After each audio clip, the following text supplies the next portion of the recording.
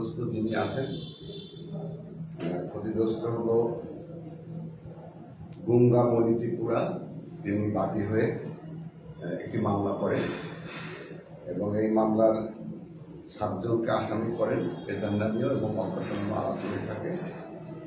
এই মামলার পরে আমরা তাৎক্ষণিকভাবে আমরা 4 জনকে গতকাল থেকে অভিযান পরিচালনা করে এই ঘটনার সাথে, এই অপরাধের সাথে জড়িত যারা আছে তাদের 4 জনকে আমরা গ্রেপ্তার করেছি এবং 4 জনের মধ্যে আমরা এই 4 জন আসামিকে দীর্ঘ আদালতে আজকে প্রেরণ করব এবং আমাদের এই ঘটনার সাথে আরও তথ্য নেওয়ার জন্য আমরা তাদের দীর্ঘ আদালতে রিমান্ডের আবেদন করব। এটি একটি খুব চাঞ্চল্যকর ঘটনা। আমরা প্রাথমিকভাবে যেটা পেয়েছি যে ওখানে দুটি পাড়া আছে, আপনারা নিশ্চয়ই দেখে থাকবেন। সেই দুটি পাড়া হলো, একটি হলো টঙ্কাঝিরি এবং সবিচন্দ্র পাড়া। এই দুটা পাড়ারই যারা থাকে বসবাস করে তারা হলো ত্রিপুরা সম্প্রদায় এবং খ্রিস্টান ধর্মাবলম্বী। তো ওখানে যারা থাকতো তারা ছিল টঙ্কাঝিরি পাড়ার যারা খ্রিস্টান সম্প্রদায়ের যারা, তারা ওখানে থাকতেন এবং এই জায়গাটি আমরা যতটুকু জেনেছি যে এটা আরো পূর্বে এখানে ইব্রাহিম ওখানকার কেয়ারটেকার ছিল এবং পাশাপাশি সবিচন্দ্র পাড়া যারা ত্রিপুরা খ্রিস্টান তারা এই জায়গাটা তাদের দেখাশোনা করত। তো পরবর্তীতে তারা 6 মাস আগে এখান থেকে চলে যাওয়ার পরে টঙ্কাঝিরি পাড়ার লোকজন এখানে বসবাস করে এবং তারা এখানে বসবাস করে, এটা মূলত পাহাড়ি জমি।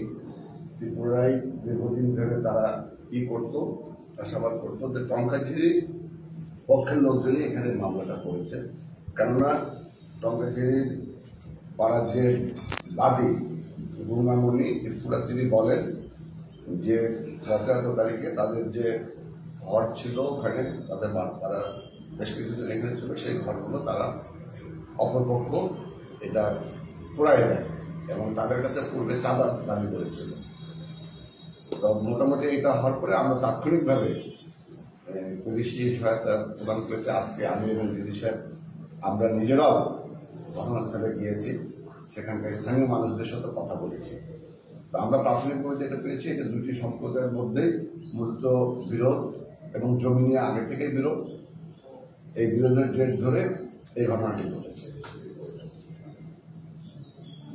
স্যার, এটা কি দুটি সম্প্রদায়ের মধ্যে ওদের মধ্যে দুটি গ্রুপ স্যার, ওদের ত্রিপুরা সম্প্রদায়ের মধ্যে বিষয়টা স্যার এরকম সম্প্রদায়ের মধ্যে আমরা এখানে ত্রিপুরা পাড়া, এটা ত্রিপুরা নিজেদের মধ্যে দুটি গ্রুপ হয়ে গেছে স্যার।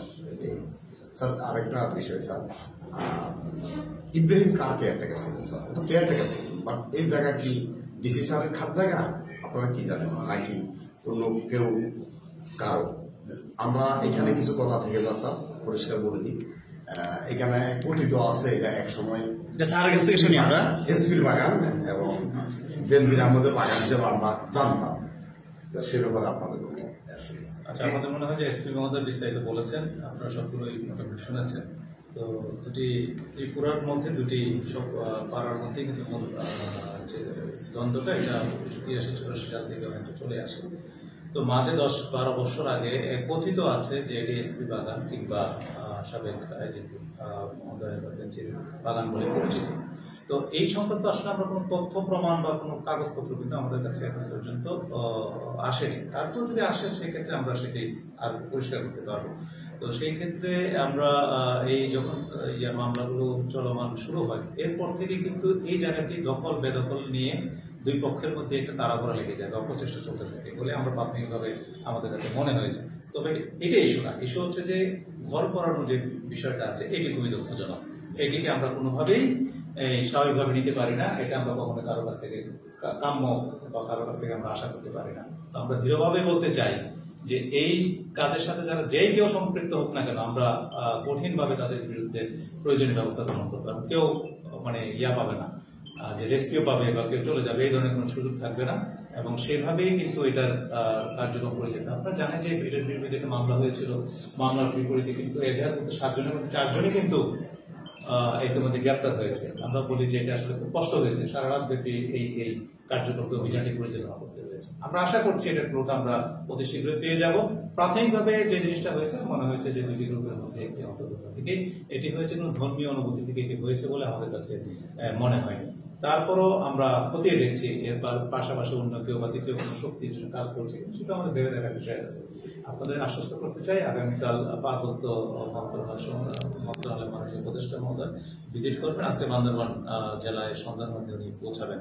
আশা করি উনি কালকে ভিজিট করলে পরে আরো বেশি বিষয়টি পরিষ্কার হবে।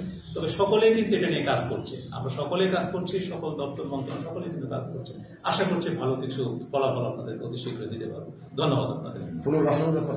পুনর্বাসনের বিষয়ে আমি আপনাদের স্পষ্ট করে বলতে চাই, আসলে প্রত্যেকেরই বাড়ি আছে, আমরা সেটা দিয়েছি এবং যদি প্রয়োজনীয়তা থাকে অবশ্যই আমরা পুনর্বাসনের ব্যবস্থা নেব। এর মধ্যেও আপনারা জানেন যে 2 জন কিন্তু আশ্রয়ণ প্রকল্পের অধীন থেকে 2টি বাসা বরাদ্দ পেয়েছে এবং বাড়ি নির্মাণ করে তারা বসবাস করছে। 17 জনের মধ্যে কিন্তু 2 জন আছে অলরেডি।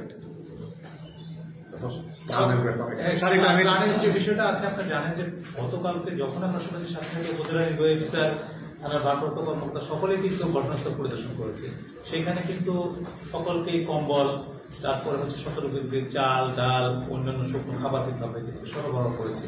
তদুপরি তাদের নিজস্ব বাড়ি রয়েছে, তদুপরি যদি আমাদের কোনো সহযোগিতা প্রয়োজন হয় আমরা অবশ্যই তাদেরকে প্রয়োজনীয় সহযোগিতা করবো। এটুকু আপনাদের আশ্বস্ত। স্যার, একটা বিষয় আমরা জেনেছি স্যার, ওনারা যারা ওখানে যে 16 শতাধিক ঘর আছে, ওরা আশেপাশে সকলে নাকি বাড়ি আছে, কারণ তারা ওখানে নতুন বসতি এবং ওনারা নাকি ওনাদের নিজ নিজ বাড়ি থেকে এটা কিন্তু ক্লিয়ার করেছি আপনাদের। জি ধন্যবাদ। আপনার অসংখ্য ধন্যবাদ, এসপি স্যারকে অসংখ্য ধন্যবাদ।